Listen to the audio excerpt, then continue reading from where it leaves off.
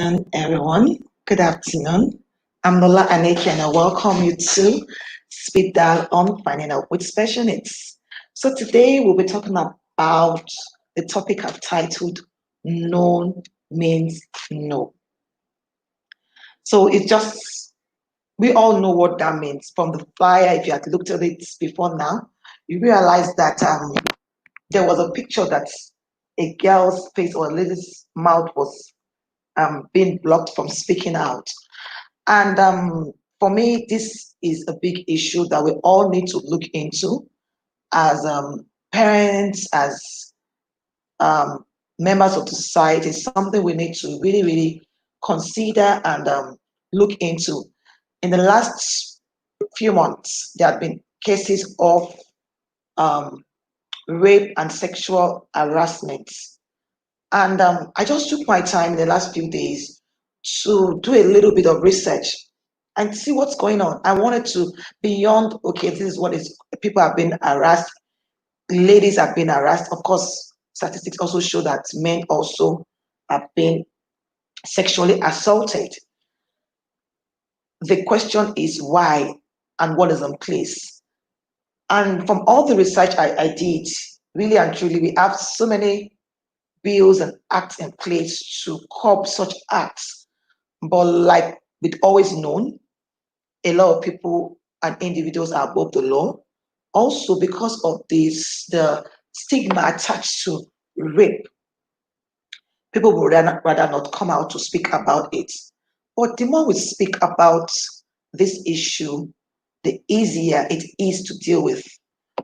But of course, it is what it is. I watched a few broadcasts some days back, and in the last few days that I've been thinking about this topic, and it's so tough. It's so tough to speak about it. People would not listen to you and still push the blame back on the victim as opposed to the perpetrator. But then I'm not here again to, I can't rewrite any acts. I can't, um, I can't point at anyone, but we all have work to do. But I'll just share with us a few things. And really, actually, today is more about learning from me too. So if you're joining us and you are here with us, please leave me comments and let me know that you are live with us and let's learn together. I'm going to be learning from you too today, and I'll be asking a few questions just to get myself equipped also with knowledge. So we're all going to be talking and learning together. If you're here with me, please send me messages so that I can know that you are here with me. Anyone live with me right now, send messages in. Let's be sure that we are live. Okay? Are we live? Just send messages in and I'll be sure that I have people who are following. I'm trying to figure it out here on my phone to be sure that we are live. Are we? I can't see any messages, comments. Let me see that. Any comments? Oh, thank you, Mr. Godfrey. I'm so glad because I just felt I was all alone here and I couldn't. Thank you. Thank you. We're live. So, Mr. Godfrey, every one of us, we're here to learn. The topic is no means no. And from the flyer, we've seen what that means, that we're talking about the issue of rape. And because I always talk about disability and special needs, I would want us all to contribute. I'm here today to learn from everyone. We've seen the cases that it has, the case of rape and child abuse and sexual molestation has been on the increase in the last few months. I know sometimes last year and this year, a lot of individuals with disabilities were sexually harassed, a lot of young children. And today I'm talking a lot about young children. To think that we have the Child Right Act that protects children from molestation and sexual violence, and they are the main victims of this. We need to talk about it. We need to speak out. We need to lend our voices. We can't be quiet for too long. There's this popular saying that our silence has been too loud. So we in this disability space, we need to keep talking about this issue of rape. But from all of my findings, like I said, I've done a few research, and from all of my findings, I know that it is usually very difficult for the victim to speak out. And one of the reasons is that they do not know who to speak to, and we've not given them the voices to speak. I'll be reading out a few things that I noted down while I was doing my research on this. I tried to just look at the issue of rape. Who would be in his right senses? I just think of taking advantage of someone without the person's consent. I looked up the definition of rape. I looked at the prevalence. I looked at things that have been done in time. What are the laws in place? And I realized that there's a lot in place, but most of the issue we have is implementation. And some people are really above the law. They think they cannot be persecuted. Thank God for some of the lawyers that have been advocates of this. Thank God for non-government organizations that have been fighting for this. Because I remember the issue of the boy at the school for is it the school for the deaf in Kuje, the little boy who was sexually harassed by his teacher, and then the young lady at the school for the blind also. So today we understand that the issue of rape is on the increase, and it's much more. Research has shown that individuals with disability are the ones that get the larger brunt when it comes to the issue of rape. Now, like I was saying earlier, rape is a type of sexual assault, usually involving sexual intercourse or other forms of sexual penetration carried out against a person without the person's consent. So I am like, okay, what do you mean by consent? And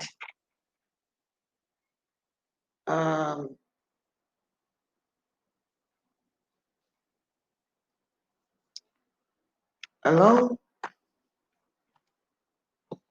can we all hear me? I'm seeing a technical fault here.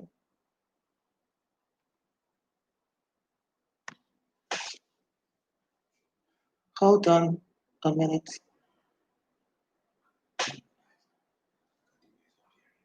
Oh, okay. Okay. I see that now. So I was trying to define what I found to be rape. So it's usually involving sexual intercourse or other forms of sexual penetration carried out against a person without the person's consent. And of course, I also checked. We all know there was a little uh, um, issue about the age of consent and age of marriageable age, and we all know that the age of consent is 18 years old. Okay. Now there was a research that was carried out. It was published in between it was carried out between 2000 and 2020, and is a research about sexual assault of people with disabilities, and it says between 2000 and 2020, it increased prevalence rate of sexual violence against people with disability when compared with the general population is actually very high. And the reasons are quite obvious. They are the most vulnerable people. So an adult who is 18 and that can give his or her consent is also being, whether his consent is being, whether the person gives consent or not, is also being abused. Then the children, that is the one that is heartbreaking for me. What is happening? What can be done to help these children to use their voice? What can be done? Because the truth is, I saw another research that says that, when we say, if for example the rate of increase of or sexual assault is about 80%, no, about 60%, individuals with disability are like double, they are experiencing more. And I'm thinking, why is this?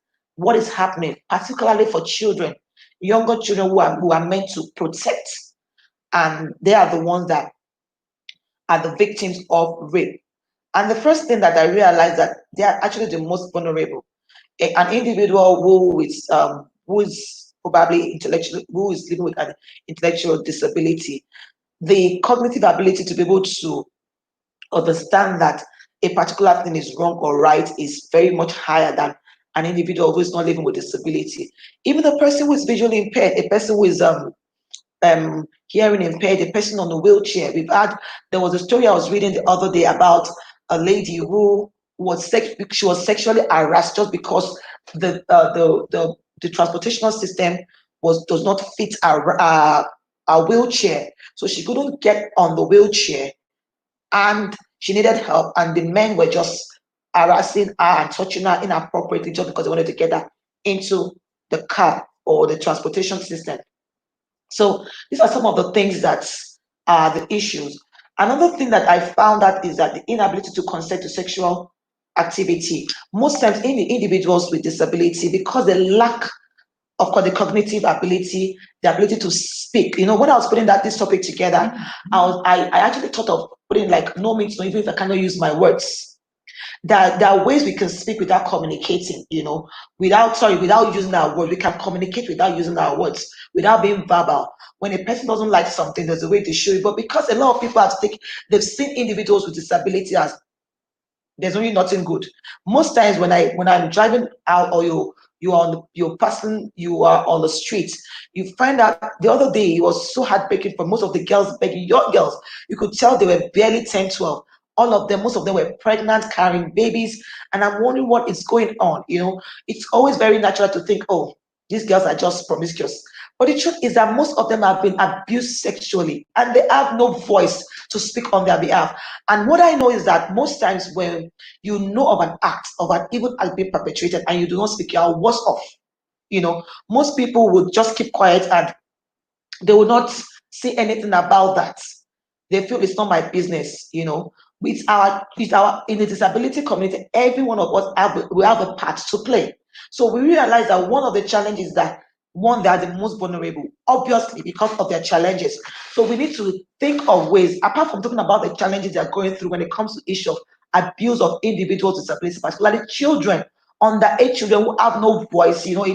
I actually did a research on also why that is because it's not every person living with disability that is from poor socioeconomic background. The other day I was reading a story online about a parent of a child.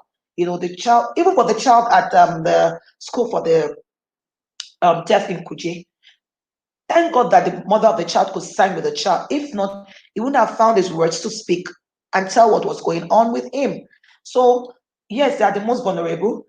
Their inability for them to consent to sexual activities. And that's why I always say to parents, teachers, why are we doing what we're doing? One of the things we do at the Dewdrops Community Center for Special Needs and even the Cadet Academy is that we teach children about body parts. When you're teaching children about body parts, why are you teaching it? Okay, why are you teaching children about body parts? It's beyond saying this is my head, my shoulder, my breast, my vagina, my penis. You have to let the child know what those parts of the body are and how they should keep their body. It belongs to them. Even for the child that cannot speak, show them pictures. Let them know why. Let them know why you're teaching them. You're not just teaching so that they can touch their head, touch their ears, touch all of that. You want to be able to tell them the reason why this is your private. And I don't believe in this say that everybody says, okay, your breast is your private part, your vagina is your private part, your penis is your. No, every part of your body is your private part. And I'll get to that because there's a part I did a research on, and I'm like, how do, even for those, some children who are verbal, some children who are not living with disability also get abused sexually. They get raped, they get harassed sexually. How has this, why is this happening? And one thing that I realized is that some of these children, is a psychological thing. They play on their psychic. These adults play on their intelligence. They play on their mind, so to say. So your mind also, as you're telling the children about their body parts, the things they see, they hear, and all of that, you need to be able to also let them know in whatever way at that level, depending on the age of the child, you need to let them know why you're teaching what you're teaching at that level. Okay, a child who is 2, 3 might not understand what sex is, but you need to tell them, look, nobody should touch you in your vagina. Nobody should touch you. Even when we're talking about private part, a lot of people do not even know that the mouth is also a private part, because a child can be abused sexually, orally. So let them know. I say to my kids, and I say to nobody should kiss you on your lips. Even your parent, kiss you on your cheeks and your forehead. So the inability for these children to be able to consent for sexual activities, one of the things that makes them vulnerable to being abused sexually. And also, this is a big one. How do we listen to them to communicate to us? Do you give them the opportunity to communicate to you? You know, even for the ones, the older individuals living with disability, they have the issue of people would not believe them. People would think, oh, they brought it upon themselves. Or what were you doing at where we were? And even the law enforcement, I said this when I was talking about some of the challenges of individuals with disability. They they have no proper access to the law. So I was saying something about the police station. How many of our police stations have sign language interpreters? How many of our police stations have ramps, such that if individuals with this, if an individual with disabilities right is being infringed upon, what are the means? What are the tools we're giving to them to be able to report to the law enforcement agencies? How many people can actually sign? How many people can alternative means of communication? They do not have. We do not give them that listening ears for them to be able to listen to, and of course, the social attitude about disability and sexuality. You feel, oh, we've not even finished talking about individual without disability. Then, and that is the obvious truth. We've had different cases of people who have been abused and they're so ashamed to come out because of the way people will stigmatize against them. I remember I watched this video online about a lady who was sexually abused, and a perpetrator was just on and he wouldn't even admit to it. And she went through counseling and she was able to talk about it, but it stays longer with that person. I remember she was in a crowd, she was talking her story, and it brought, there's a saying, people say, oh, it might be just one time for you, but it's beyond one time for that person. The story keeps lingering on, the person plays it back in their brain. That imagine what is going on in the life of little children. When I was thinking of it, I'm like, are we crazy or something? Are these pedophiles okay? Our mental health system, we need to check. A lot of people need to go and do a mental health check. I see no reason why an adult to be sexually aroused by a little child. The research I saw recently, and I was so shocked. There's a house that there's not an orphanage, an NGO that cater for the need of children with not children, but individuals who have been abused sexually. And when I look at the age range, it was crazy. It says, I want to read it up to you. It said the youngest client at the center was 4 months, 4 months, and the oldest was 70 years. And I'm like, what is going on here? A lot of people, we need to go. And once you need to just go check yourself if there's something wrong. And I'm so thankful to God that mental health issue is now like, it's no more it's not a matter of who is walking on the street as a mad person is a person that is mad. The issue of mental health is, once you are not thinking like you should be thinking, like a typical person, you need to surrender yourself for a mental health check. A 4-month-old baby being raped, a 70-year-old woman being raped. And if this is going on, if the case is 50% for neurotypical individuals, for individuals without disability, then we have as much as 150% going on for this individual, because of course they are the most vulnerable. Of course, they don't have their words to speak for themselves. And we as individuals in this space, for everyone working with a child with disability, for everyone teaching a child in an inclusive school, it is our responsibility to know that we need to equip these children. We need to give them voices. Whatever you're teaching them, social skills, whatever you're teaching them, body part, please find a way to ensure that you give them voices. There's something I say to us at my organization. We need to understand that these children's right and dignity must be respected, with or without disability. Every child has a right. We have a Child Right Act. So as an educator, you need to, we of course, most children with disability, you need to teach them a lot of things, potty training, teach them a lot of things about themselves. Some of these individuals, you have to bathe them, you have to clothe them, but you need to understand that they have their own right also. Their body belongs to them. And we must figure out ways. I say to people at my organization, to my colleagues, I say to them, if you're teaching a child to use the potty, a boy child should be taken care of by a male staff, while a girl will be taken care of by a female staff. And not only that, I remember when I was doing my training in the US. If you're taking a child, you need to that needs to use the restroom, you must have somebody to like a witness to ensure that you're not doing anything strange, because people's minds are perverse. Really, I can't even, like, I was going to sound like come on the corner. There's something wrong, and we have to take it out as our responsibility to fight for these children, to equip them. Okay, it's becoming too much. And imagine when you do that to a child, a 4-month-old child, a 2-year-old child, a 4-year-old child. What future does hold for this child? What is the future of this child? The child is already abused from age. Look at that one I just read that to you. A 4-month-old baby and a 70-year-old woman. I can't even get over that. I can't get over that report. Now, another challenge that I realized with individuals with disabilities, restricted access to suitable support and recovery services. So for NGOs, please, for everyone in the mental health space, we have work to do. Individuals, they will not come to you. Parents, a lot of parents, I mean, I'm talking about service providers right now. Parents, we have work to do. You have work to be beyond, and I know that it could be a lot. And some of the reasons we title this show Finding Out with Special Needs is that whatever is the issue, we need to bring it out there and see ways we can help individuals, particularly individuals with special needs and disabilities, children, adults. What can we do? What can we? I was just thinking, I said, I don't know how many of us really, this is a question I would want us to answer. Those of us parents, those of us, I need to hide this. Those of us parents, those of us those of us that work with children. How many of us know what the Child Right Act says? It's a very voluminous document, about 230 pages, and issues were addressed. But what does it say about violence against children? There's no knowledge, a dearth of knowledge. There's no knowledge as to what the right of a child should be. Because if we know, we can equip ourselves. If we know, we can talk more about it. How many of us know what it says? How many of us?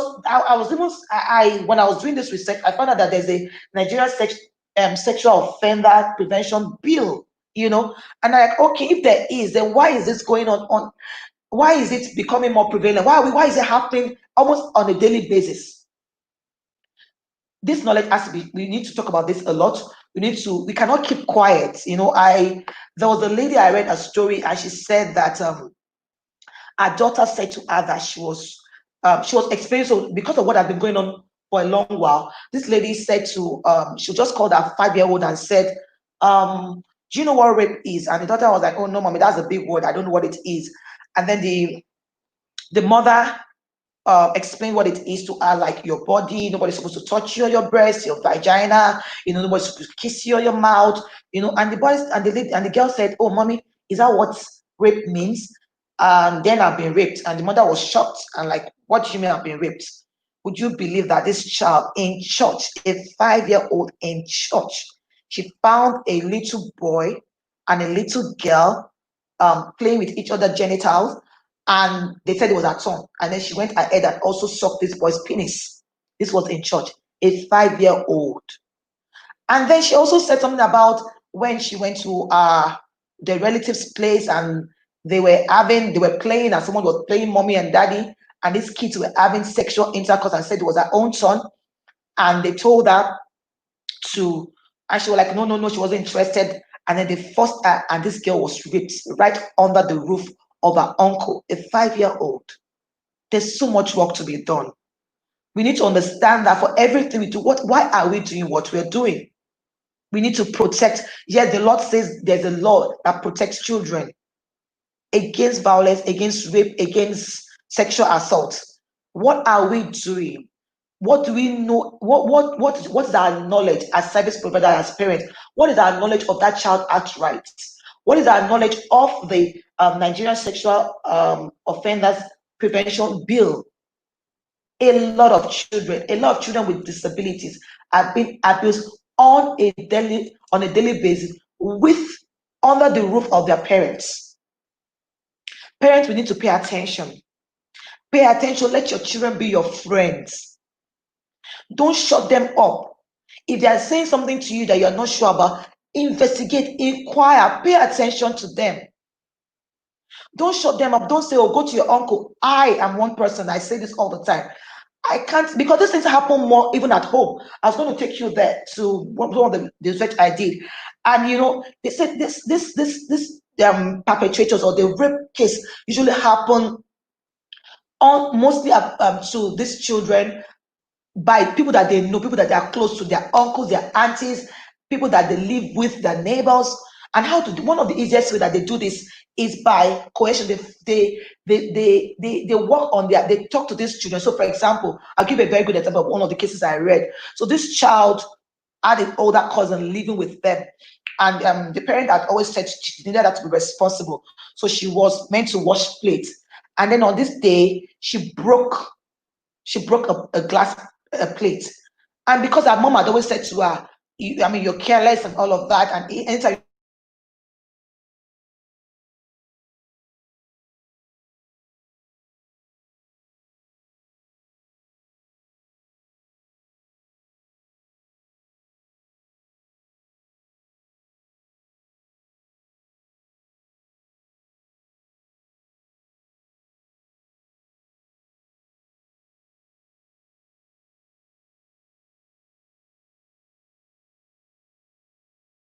I've always asked you to let's have sex and you don't succumb. If you don't do that, I'm going to report to your parents. They bully these children into things that uh, they make them actually, that's one of the ways they actually force them to be sexually abused.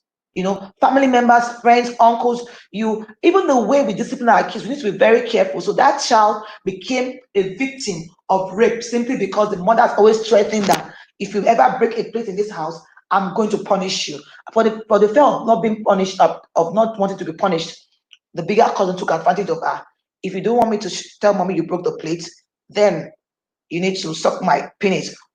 And then the girl went ahead, she did that, and that went on and on and on until she was able to find her voice. Thank God she found her voice and told her parents. So as parents, let's be careful. Even when you scold your child, scold them in love, because some people around, they're hovering, looking for where and how to use that against your child and against you. Okay, some people and some other ways they use, they make sure that, so sometimes when you're talking to the child about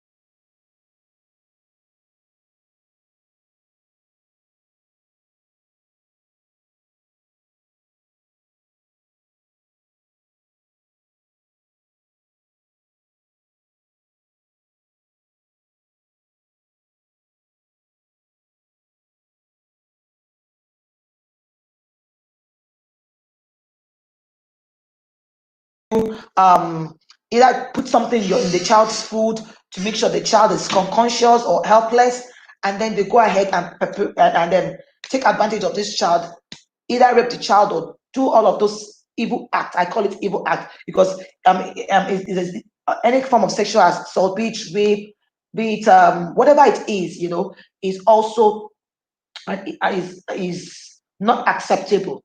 Okay, it's not acceptable under the law.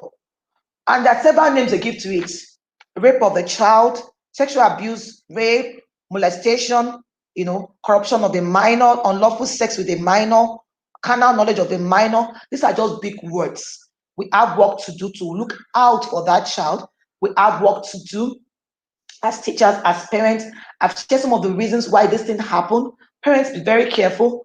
Whatever you can and with your power, protect your child, educate your child. Teachers, educate these children when you're talking about whatever it is you're teaching your child, sex education, body parts. Please, let's empower them. Let them know. Even you as a teacher, let them know. I always say to people, even as teachers, it's not all the time you must give up. Ask the child, because some children, most of our children with disability, the issue of sensory. I know of a few children with autism, they want to press on you because of the feeling of the breast is a bit soft and they enjoy the feeling. So always ask, and always don't always every time it's not about giving a hug. Please ask for their consent. You want a hug, and then when a child is hugging you too much, please be careful also. And the things you do. There was a story I heard recently about, yeah, young children having sex, and I'm like, where did they get that from? These are barely 3 to 4 year old children. And the only thing I could think of, their parents. That parent would have been having sex right in front of these children, and they felt it's nice. I remember there was a story that a child said, okay, there was a nanny. Yes, it was a nanny. A nanny would bring in, so the parents leave the child, little child, with, it was a story. Yeah, I think I read it online. The nanny would bring in up different men into the house, and they will have sex right in front of the child, And then this parents now notice that our kids, each time she meets them, and they didn't say anything wrong with it. And at the particular time, the mother had to ask, what are you doing? And she said, Auntie, and then I think the nanny had left she had left at that time. Auntie Shade said it was okay. That's the way you show that you love somebody. You should have sex with the person. And this went on. The lady, because of what it was, she didn't know where to find help. And that's why I said something about um restricted access to suitable support and recovery services.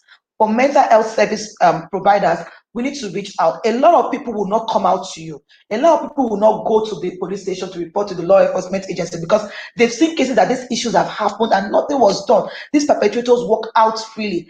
I am saying that we won't wait always for the government. The law is there. We've seen all cases. They walk out freely. Nothing happens. Okay. So you need to now find means of ensuring that you equip yourself, you equip your child, you put system in place that you'll be able to prevent that from occurring. Okay, and apart from that, non-governmental organizations, any organization that into mental health and services of victims of such acts, you need to reach out to them. An average person, because of what it is, because the social stigma attached to rape, will not come out and tell you that I've been raped. It has to take a lot of understanding, counseling, and all of that before they will come out to you. Then imagine individuals of parents of children living with disabilities. They won't, because there are a lot of things. The government is not being supportive, because if a parent has a child with disability and the lady is thinking, or the parent is thinking, how do I get funding for my child's intervention service that is expensive? How do I ensure that my child gets speech therapy and all of the therapies? She's trying to find a way to get money or finances to be able to pay the bills. At that time, I remember there was a lady that was saying to me that I have to work now, so I leave my child with the neighbors. And I'm like, yeah, but how safe is your child with that neighbor? Okay, and for them, it might not even be a big deal. They'll be fine. We must make money. We have to. So, as teachers, as parents, we need to pay attention to this issue. It is happening on a daily basis. We need to equip ourselves. We need to lend our voices. We need to lend our hands, our hearts. The world is crazy. It's a crazy world. I'll stop here for a bit and just read about some of the. I think I talked about, yeah, they bully these children to do that. They hold things against them. If you're teaching them about their body, but let them know what the name of the body part is so that they can use it. If anybody taught them, let your children be free to talk to you. As educators, as service providers of children with disabilities, please respect these children's dignity and their personal space also. If you must give a child a hug, please ask for the child's consent. Do you want a hug? And if you know that the child is always doing such acts, watch what is going on and find a way to correct it. I think some of the things, let me just read some comments right now. Figuring out that, yeah, movies. We have to be careful the kind of movie we allow our children to watch. And these are some of the things that lead to some of they don't know the difference. Adults movie and children movie and all of that. We need to be careful what they were. Thank you for that contribution, um, Queen, Miss Onda, Rene Onda from France. Thank you. Wow. Who is that again? I had the sex education session with a 12-year-old who started seeing a message, and the guidance thought it should have been left for women. Well, because of what it is, remember there's been another movement that says a lot of people would that what should be done to those that people that falsely accuse people that, so if you falsely accuse someone of being raped, what should be the consequence for that person? So I'm just saying that it could be anyone, but if you're going to have such sex education as a man, I think it would be good to make it a place where you have witness that you do not touch that child. That there's a witness, there's something, there's a camera around to show that none of such take place. Because people's minds are what they could claim that you did what you did not do. So all I'm trying to say is that it's okay, yes, have sex education counseling with a child and all of that, but please, if you have the opposite sex, make sure the environment is open, make sure there's a camera, there's someone that can vouch for you, can be your witness to say nothing happened, because the world is going crazy with this issue of sexual assault and rape. Okay. What other? Yeah, I'm trying to see. Please bring in your comment. I'm also willing to learn.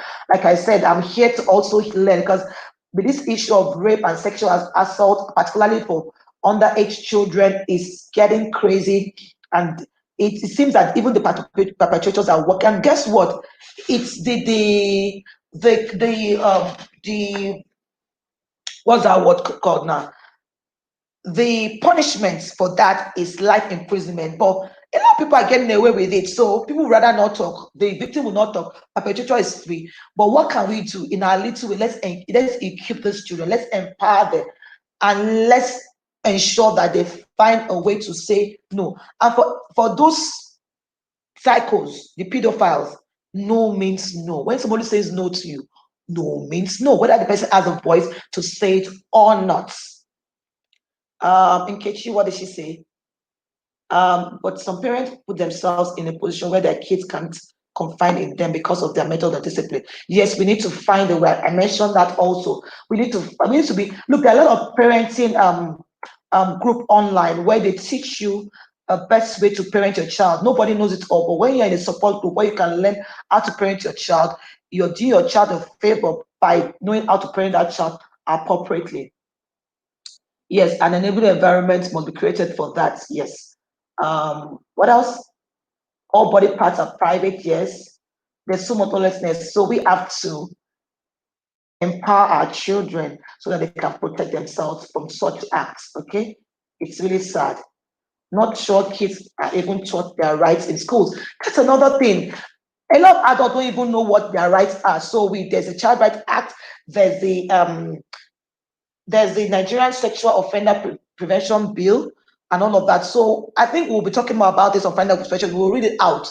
This is what it says. If you don't know, we'll share the links with you. We'll share with one another so we can all know the knowledge. Media houses, we have work to do. We have a lot of work to do.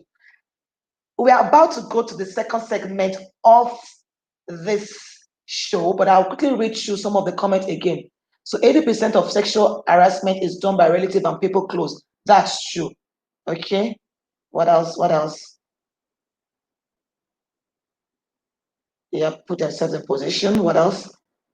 Okay, I'm trying to read more of the comments. Okay, so yes, thank you for that contribution, Ms. Blessing. It will be best to let a woman pass a message to her as well. Good, because I mean the woman will understand what's going on with the body. Personal interaction and counseling between parents and children is highly recommended. Lie detector. Thank you for that, Mr. Rotimi. Lie detector. So I mentioned something about how would you, if there was no victim, how do you tell? But sometimes lie detector, I think lie detector is a good one. But sometimes when it's been on, I mean, I don't know how long, if it happened almost immediately, detector test could be used to determine if it's a lie or it's true that the rape actually took place. I don't know how that works, but that was a good point to have a lie detector test to be done on the chat. Advocacy and awareness remains key. We need to keep talking about this issue, particularly, yes, when it comes to children with disability. Yes, also profiling of our employment. Yes, so for us, for providers of service, such as people that provide service for children with special needs or disability, we have to do profiling. But then when I was doing my research, there's this in the US and other developed countries, there's this sex offenders.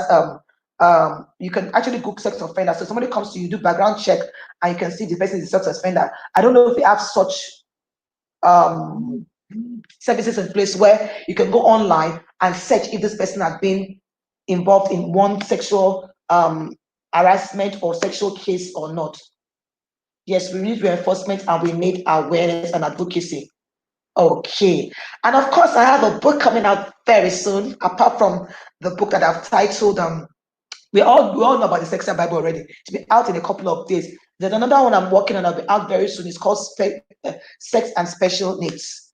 What are the things we need to do to be able to equip our children? What should parents know? What should teachers know? So that our children, we can reduce the case. It's because the prevalence is higher in children. So when we talk about sex and rape, the prevalence is high in individuals with disability, is higher with children and women. So a good book to look out for is the book I'm putting together, which is called Sex and Special Needs, and we'll be well equipped to be able to help our children in the disability space. I think that's about the last comment we have, but we can keep it coming on while we go to the segment where we have our guest. And the good thing about this segment is that in as much as we keep, most time when people talk about disability and special needs, it's always like a sorry case, like, oh, children with special needs are being abused, children with special needs are not having access to proper education. It's always like a sorry case. But this segment is more like, what are the success stories when it comes to disability and special needs? And today I have two wonderful personalities that will be joining me. The first person that I'll be bringing up is Miss Amy. Hello, Miss Amy. Hello. Can you Hello, hear Miss me? Lola. Yes, I can hear you. And the second person is Miss Miss Mimi. I call her Miss Mimi. So Miss Mimi, we can't see you yet, but we'll try and bring you all up. Can you hear me? Can you hear me, Miss Amy? Yeah, I can hear you. Yes, ma'am. I can't I hear can you. hear What's you. going on here? Oh, Oh can you yeah, hear yeah, me? yeah. I can hear you now. Okay. Welcome, welcome. I can hear Thank you. I you. can hear you. While we wait Thank for me to join us, um, like I said, this segment is more about talking about service providers who have done so well in the field of special needs. We're talking about parents who have done well. You know, most of the comments we had just now, some people were saying parents are the one that brings about their children, some parenting styles and all of that. But we've seen parents who have done well also. We've seen service providers who have done well in different things when it comes to special needs. And you are one person that I really respect in the field of special needs, and you've done so well. So we want you to you. tell us just brief it about yourself and what you're into when it comes to special needs and Oh, special okay. education My name needs. is thank you. My name is Uzemini Moezosa. I am a special educator trained under you, Oh, and then I'm also an educational technology coach. okay. So what does that That's mean? just okay. So usually I create some apps or some technological tools for children who struggle with behavior or social interaction, or who need to learn some self-help skills. So I just Okay. create some materials for them using technology, and that helps them thrive. I also help students who struggle with reading fluency. I create personalized reading materials for them, tailored according to their needs, and that helps them thrive.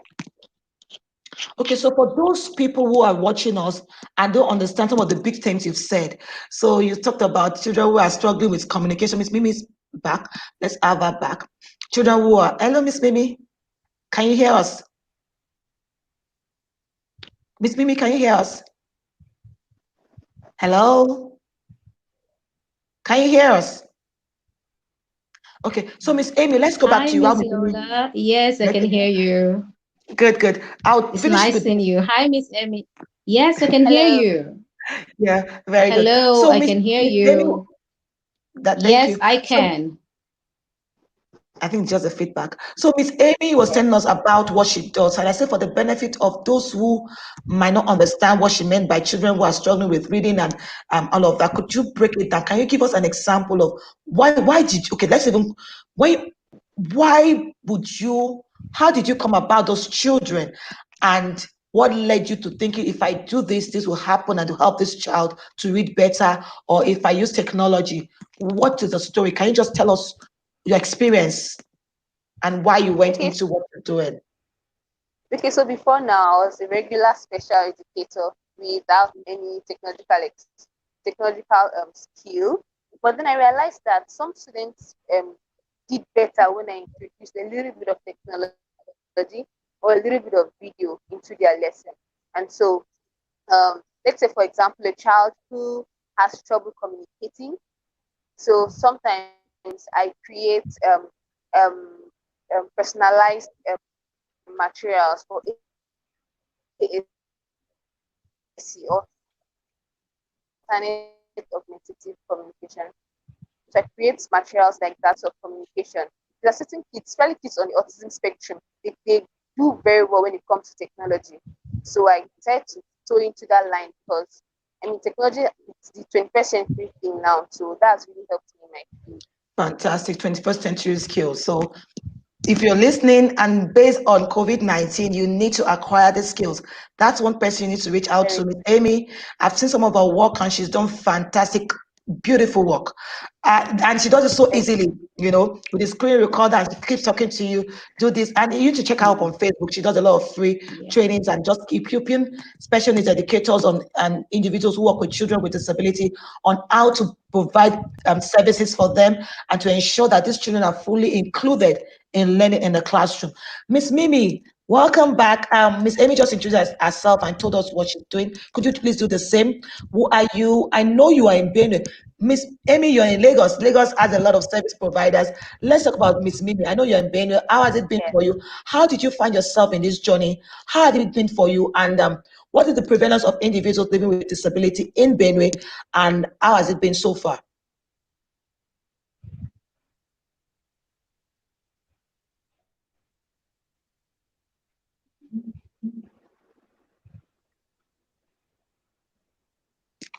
Can you hear me, Miss Mimi?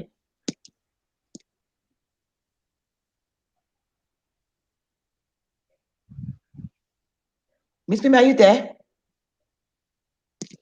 Okay. Thank you very much, Miss Lola, for this opportunity.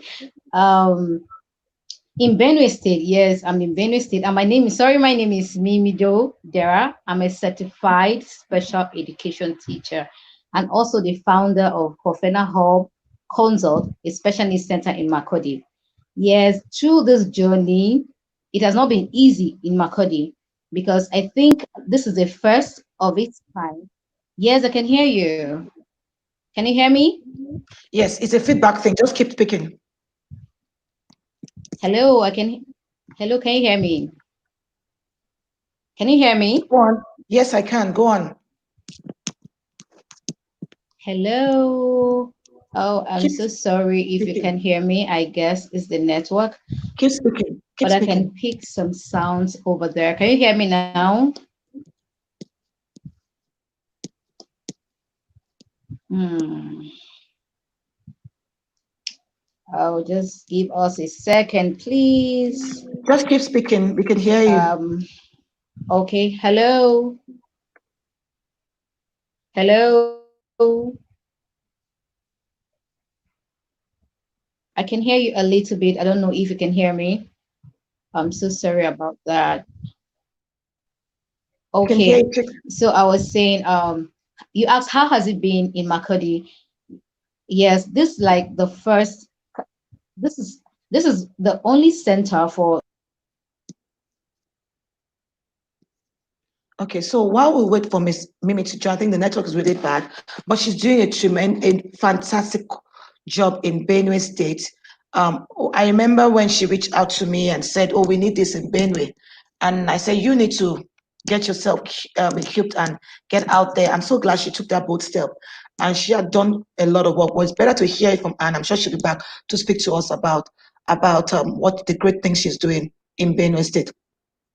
Now, Miss Amy, while we wait for Miss Mimi to be back, I Yes. understand. I know at some point when I spoke to you, you said to me that you work in an inclusive school. Prior Yes. to while you got there, I wanted to tell me something now because we've been talking a lot about inclusion and what to make inclusion work and all of that. And I know you were heading the special needs unit or the inclusive unit or something. What were Yeah, I you was part of doing? it. Did I You were part proceed? of it. So what was it like? what did you, I know you were not there before. I mean, when you got in there, what did you think the story was? And when you got in there, what were the things that were was done based on your being specialized in that area, your specialty in that area, and what were the differences that was made because you came? Okay, so before I got there, I really learned a lot of RTI skills from you. Your teacher taught me a lot on how to implement RTI. And so when I Okay. got to the So what school, is right, normally RTI? For those listening, what is RTI? response to intervention. Response to intervention. Okay. Yeah, So so could we you have three tiers, tier one, two, and tier three. This meaning is back. Okay, so when I got there, it was really easy for me to implement that. So for kids who were in tier one, who were in tier two, and who were in tier three, we were able to categorize them and give them the best intervention. So usually, Okay, okay, Miss Amy, let's take it easy. You know, this is special finding out with special needs. We want to make it very easy. So could you please explain what RTI is, okay? And what tier one is, tier two is, in layman's English. I have an idea what it is, but I want you to tell us, okay, these are the children in tier one and the children that have certain these children in tier two. So could you please break it down to us? I think you do a better job because you're really good at explaining things like this to be Basically, very okay. specific. I think you do a better Okay, so job. basically, when we're talking about inclusive education, okay, so what Miss Amy is trying to say is, when we're talking about inclusive education, there's a way you have to do, you have to be able to figure out which children are struggling, and this always often works for children with learning disabilities. Most time, children with autism, it's easy to find out what is going on with them, but there's some children with dyslexia, dysgraphia, dyscalculia, who you may not be able to identify until they're in your classroom. So you find a child who is in primary two and is unable to read, and you're wondering, this child is coming from a new school probably, and you're wondering what's going on. So what do you want to do? What RTI is, which is response to intervention, is like a funnel, like a triangular funnel, where the base is like the tier one, and then the middle part is like tier two, and the topmost part is a tier three. So the tier one is that, oh, we have children in this class. We're going to do like a form of assessment to figure out the strength of these children, to figure out who's having challenges and who's not having challenges. And then you be able to say, okay, out of 20 students, I had 10 who seem not to understand the silent E's, who don't know who do not understand the letter sound association and all of that. And then you say, okay, these 10 students, we're going to provide extra support, accommodation, find ways of providing support for them. We put them in tier two, and then we provide all of these services. And then out of the 10, maybe five of them did well, and then move them down to tier one. Those five that didn't really do so well under tier two, move them upper to tier three, where you now seek the help of professionals like specialist educator, reading specialists, and all of that to be able to provide support for the children. So that's what RTI is, response to intervention. So Yeah. Miss Amy, please go on. Okay, so I was able to implement that there, and we saw really good results.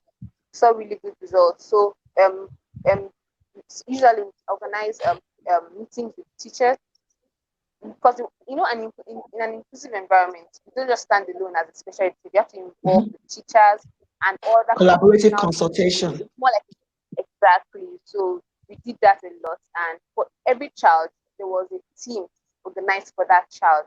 There's always a team for every child, and that helped us monitor progress. So RTI in an inclusive environment is very, very important, and that really helped us get a lot of results with RTI. Fantastic. I hope we are finding help with special needs with all that Miss Amy has said. Miss Mimi, we are glad you're back with us. Could you please answer the question that you were asked before you the network yanked you off, please?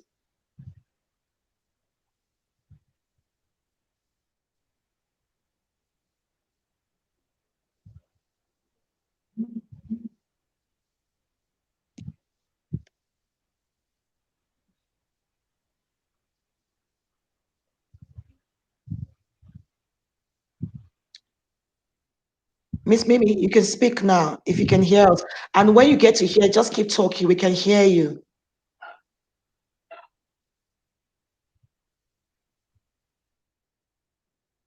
Oh, poor network. So while she gets back again, I really would want to hear from Miss Mimi because she's in an underserved area. I'm wondering how she's able to do. For those of us watching, thinking, oh, and I keep saying this, there's beauty in everything. And if you only have to be able to find the beauty and the strength and whatever it is that you're struggling with. And because we're talking about special needs right now, don't see your case as being, oh, it's the end of the world for me. How did I find myself in this field? Why would I be given special needs? Miss Mimi will tell us that story when she comes back on. But Miss Mimi, can I ask, what was your first degree and why did you choose special? Why did you choose to come into the field of special needs? Okay, my first degree is microbiology. Had Okay. nothing to do with special needs.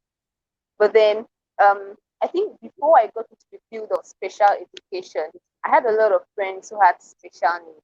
Some had CP, some had Down What syndrome. is But then they CP? were really, Finding out with oh special, sorry, what is cerebral CP? palsy, cerebral Okay. palsy, and some had Down syndrome. And so they were really stigmatized and they called them a lot of funny names, and I wouldn't want to call those names here.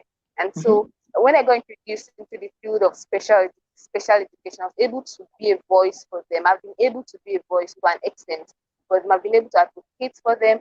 I've been able to also contribute my quota by helping them. So, sorry, what was the question again? So I Said, said, what was your first degree and why? Why did you choose to come okay, into why? So, after school? Yes. so my reason for coming into this field is most important to be a voice for the people who are stigmatized, who have special needs and are not able to speak for themselves. And that is why I've introduced educational technology into my field, into my career as well, because this will also help me to be a voice for them and also help them to speak up for themselves once they're able to use this educational technology tool. Yeah, Fantastic. Fantastic. But how had the response been? A lot of teachers say, oh, we need teachers training. There are a lot of things we do not know, 21st century skills. We yeah, need trainings. that's And true. I know. I always say to people that knowledge is available at our fingertips. I follow you. I see the Mhm. things you're doing. I see how has it been? Are teachers reach out to you? Have parents reach out to you? What had been your success story with educational technology and special education needs or special needs education? Sorry. Okay, I've been able okay, so far I've been able to train a lot of teachers on how to use basic technological tools to help their students. But trust me, there are so many of them out there who are yet to teach, who have no idea on how to use basic technological tools. But so far, I've been able to reach a couple of them. And well, parents, I've not been able to reach so many parents because some parents are a bit laid back when it comes to technology. People have the mindset that technology is really difficult, but then you have that mindset by trying to make it look very simple. Yeah, and that's the truth. Look at Miss Amy's issue now. Poor internet. She's been trying to, Miss Amy, she's trying to connect back to us. I see her on and off, and that will naturally put people off. But I'm aware also that there are some tools that do not need internet, and you That's don't true. need. Yeah. So what are those? What are those? Are there other tools? Of course, I've answered that question myself. But what advice would you give to people that think that it is difficult to incorporate technology into what they're doing with children with special needs? Because a lot of parents have also said no. I remember at our center, when we told parents you need to get help for your children, some of them did not. They felt no, they'll be distracted. And today, as we began telepractice services with our children, and because of COVID, those parents who listened, it was easy for the children to transition. They did so well, and Yeah. they're still doing so well. But it was a bit difficult. So, what advice would you give for those who think teachers who think, oh, technology is just off it for us? It's not possible. It's too expensive. You can't get it done. What would you say from your own experience? First of all, I'm going to say that it all starts from the mindset.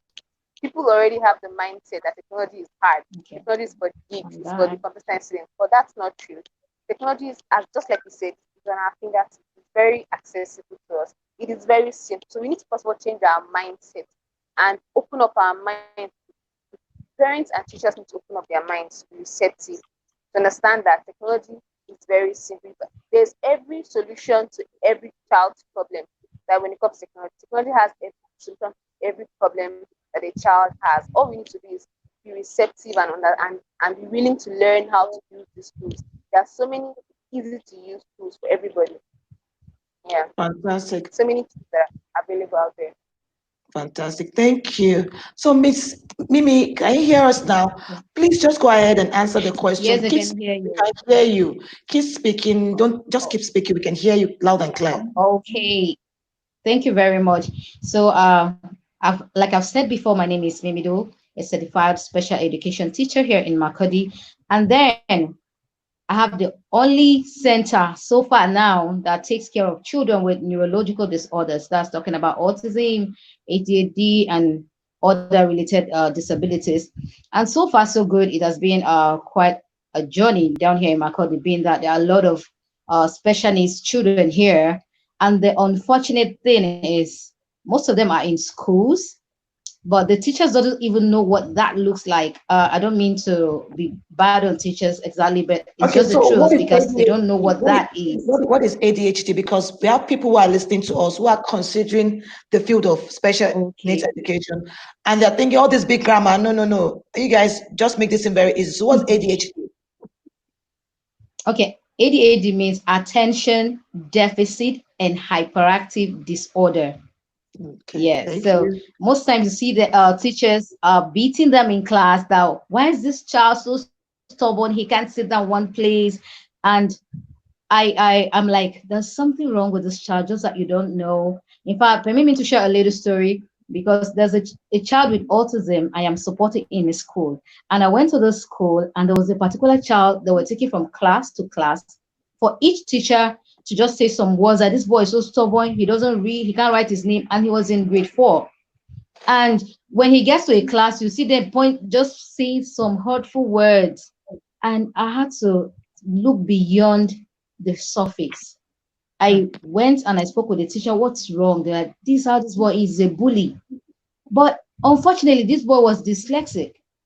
And like we all know, dyslexia is like the common learning disorder now. It affects one mhm, in five children. So just imagine if you have like 20 kids in your class, you are likely to have about five children with dyslexia.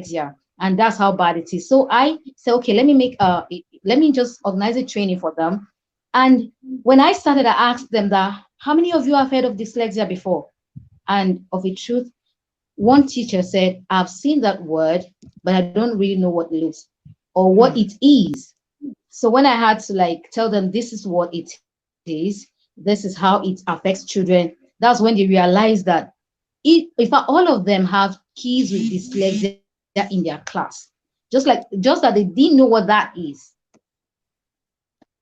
So that's where we are in Makadi, and there are a lot of them, not just dyslexia. You see some with autism that struggle to school, and they don't teachers don't know what to do with them, and even their parents don't know what to do. Some are out of school. Some the school will tell you, no, I cannot deal with this child, so come and take them out. But the truth is, I am here alone, and I cannot do mm, everything all by myself. mm. In fact, right now I'm a bit overwhelmed because I can teachers don't imagine. even want to, some of them, not all, most of them, they say, special needs is work. Oh. But I say it's doable. You can do it. Thank God you are already in the educational field. Prior to now, I read mass communication, but I got the training because I had passion for children. And I know that we need to fill this gap because we Mm, have a lot of special needs children. We need to fill this gap. And I had the passion and I went and I learned about it. So just imagine you that have already you read education, you can do more. It's just changing your mindset that okay, I need to help these children. Look at it that you are helping them. As a matter of fact, when I'm asked that why did you go into working with these children is so difficult, and I tell myself, if I don't, who will? If I don't, who will? And if everything is mm, mm, mm. While we wait for Mimi to be back, Miss Amy, she said something about the thinking special needs is so difficult. And what came to mind was technology is so accessible. A lot of platforms are out there, Yes, free, providing support for individuals that might be interested in working with children. Because as a teacher, you always have children with special needs in your classroom. You would have at least one. absolutely. If you don't have a child with autism, you have a Very child true. with ADHD. If you don't have a child with ADHD, you have a But child with learning disability. So what advice would you give to such teacher who think it is so difficult? I can't work with this child. What advice would you give to the such teachers? We shouldn't think that it's difficult. It is very, very simple. Like I always say, start from the mindset. Once you have the right mind towards it, it's going to be very, very easy. And thank God for your training, the 12 weeks training. That training really helped me. It was more like what boosted me out, what was the foundational knowledge I needed, and it really helped me. I think almost all Nigerian teachers, special ed or not, should undergo that 12 weeks training because that training is very basic. Terms are very simple. It's brought down to their level. So if teachers are more receptive to learning, then I think that it shouldn't be so difficult for them. Wow. Teaching I is really buy really into not that idea. difficult. Yes, Yeah. because I remember there was a as I was at a conference just last week, and somebody actually proposed that every teacher has need to get trained Mhm. on basic requirements of Yes. special needs education because you Yes. always have a child with special needs in your classroom. So you Very need to keep yourself with that knowledge. Facebook has a lot of support group, Telegram group, WhatsApp group, and we'll be dishing out a lot of knowledge on finding up with special needs as where you can get support as a regular teacher. Because first, teaching is a calling. Then teaching children with special needs, I say it Mhm. as an higher calling. Welcome back, Miss Mimi. Yes. We would love to hear from Thank you. Really. you. I know you are in the field. Lagos is Yes. has everything going on in Lagos. Abuja seems to be doing well.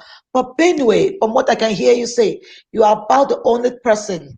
We need to hear what kind of support would you be requiring? What do you think should be done to ensure that we have more people get on board, to ensure that teachers are being trained, and to ensure that the world is more inclusive for Mhm. individuals with disabilities in Benue State? Okay. Yeah. In Benue State, precisely, in particular, I wish the government will make it like a compulsory thing for all school owners to train their teachers in dealing with children with special needs. They should at least know what it is and then how to teach children with diverse learning methods, not just one shoe fits all thing that they do in schools. So if the government can make it, I'm not saying the government should take over because that would take a long way. But for now, if they make it compulsory that all school owners should key into this uh, program, let all their teachers, or at least five of their teachers, but it's better if all of them, because in each classroom you will meet a special needs child.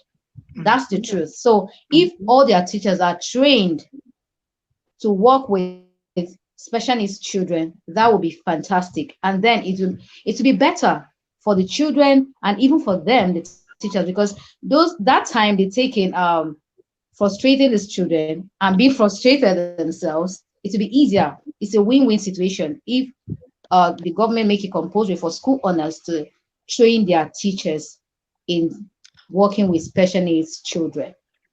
Okay, Mm. thank you for that contribution. A question came to mind now. Teachers are already biased as to how to work with children with special needs. How are the kids themselves being treated among their peers? Mm. What is the reaction of their peers to them in Benue State?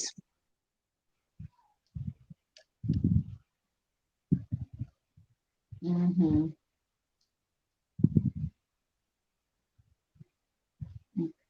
Okay. Did you get that question, Miss Mimi? So you already mentioned that a lot of teachers are thinking, "Oh, I can't work with these kids; they're so difficult," and all of that. And you are creating awareness, you're advocating for these children, and you're talking about their mindsets. And okay, she'll be back, Miss Amy. When Yes, you were ma'am. at your school you were at, what support or what were the things that made other children, the peers of these children living with special needs, what was their reaction towards them? Of course, we cannot rule out the issue of bully and all of that.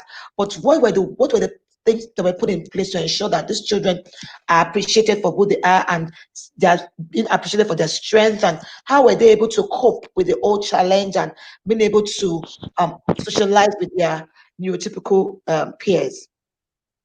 One of the things I love the most about the school is that the school was indeed an inclusive school.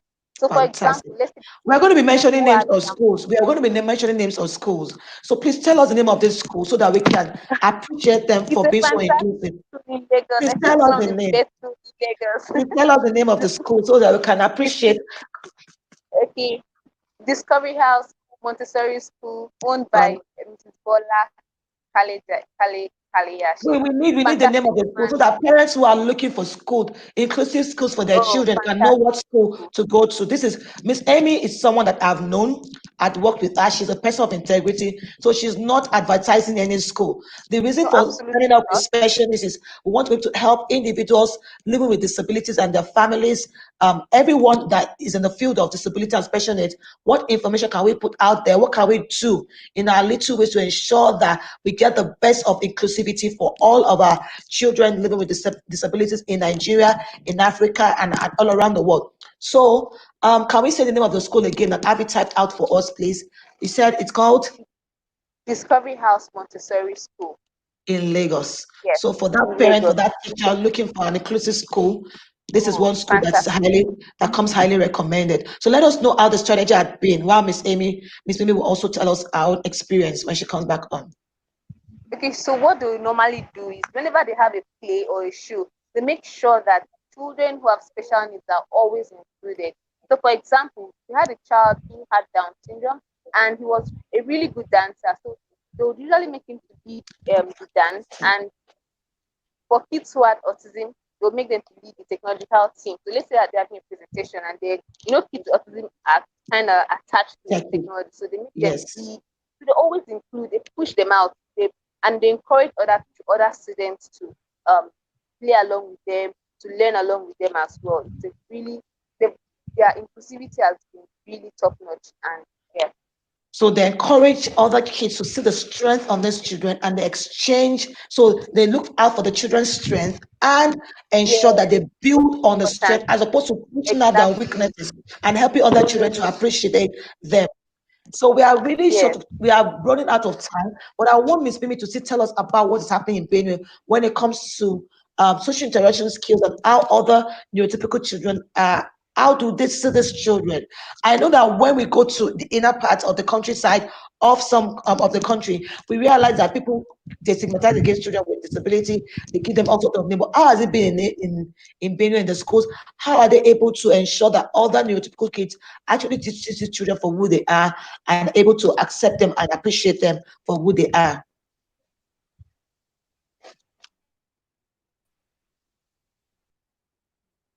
Oh, poor internet network. I'm sure we'll have Miss Mimi come back some other time to talk to us.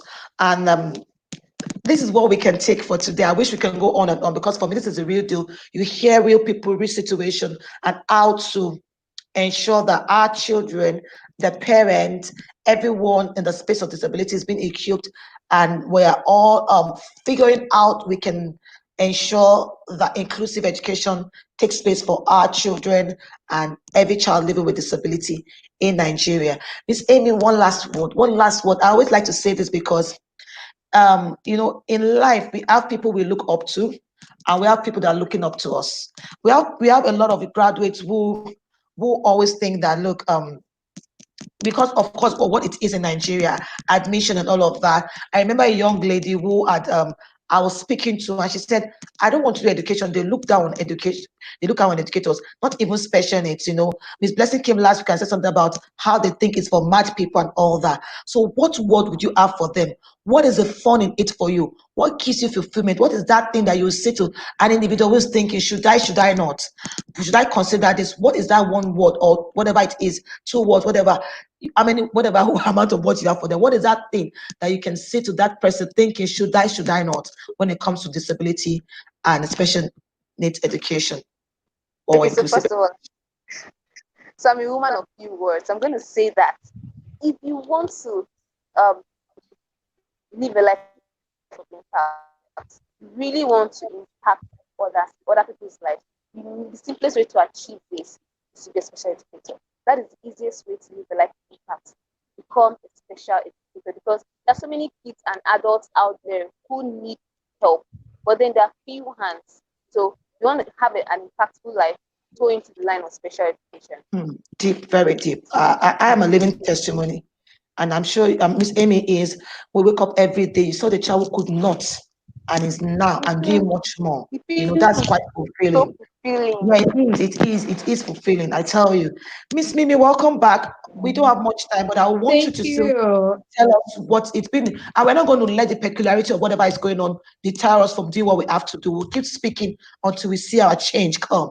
So tell us what it has been like in Benue State and Yeah. what you want to see when it comes to accepting and appreciating children living with disabilities in our inclusive schools.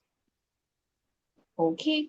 Like I earlier said, in Benue State, personally, I'm not happy with what it is right now because I believe we can all do better. When I say we, I mean I and the teachers. We can team up together and do better.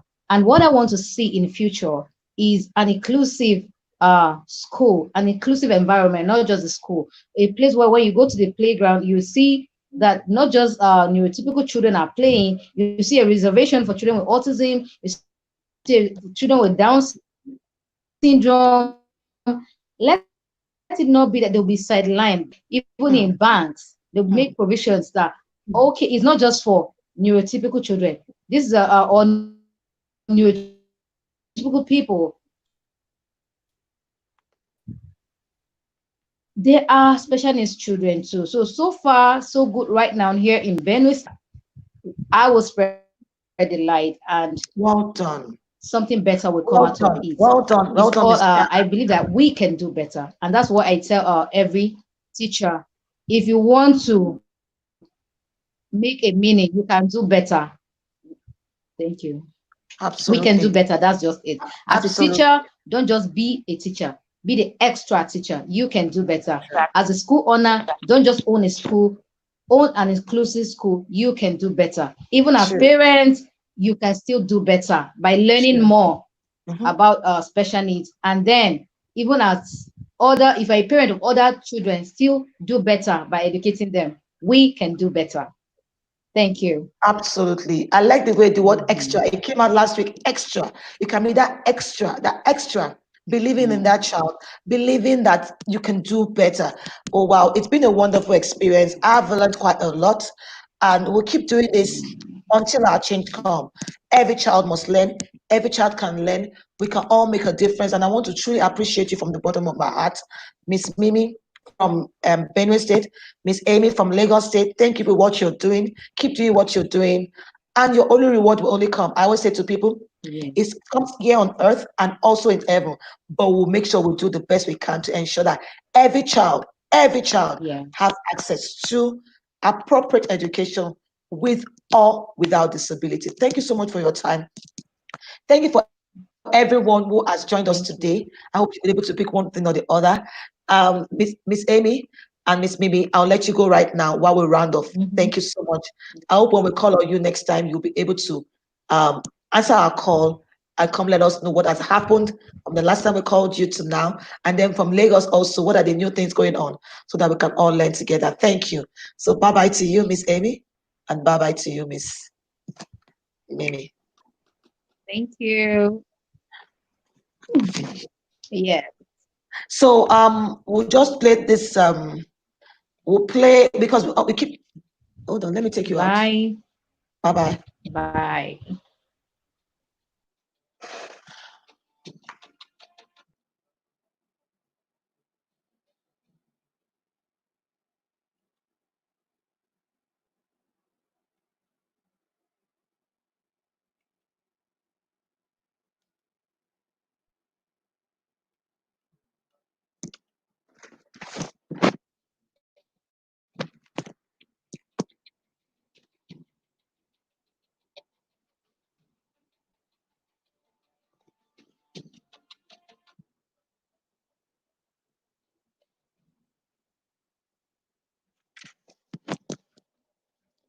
Okay, so I just wanted to put it out there that there's a lot of support everywhere.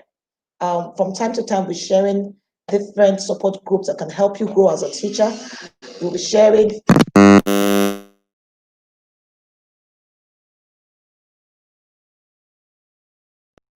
We'll be sharing a lot of resources for you to help you to equip you. I know there are lots of teachers out there who would want to help and ensure that children with disability are fully included and given the regular support that they need. And we'll be sharing several information with you. Always look out for some of this information so that we can indeed make the world inclusive for children living with disability. Thanks to everyone who has joined us today, and I will look forward to seeing you next time. Please bring in teachers, bring in parents, invite others to come learn with us. Have a beautiful week. Until I come your way next week, I remain yours sincerely, Lola Aneke. Bye bye. And thank you so much. Oh, I needed to thank everyone. Everyone who has joined us today. We had quite a lot of people who joined us from different part of the world. Thank you, thank you, thank you for being a part of it. I truly appreciate you and your comments. Thank you. Thank you. Bye bye.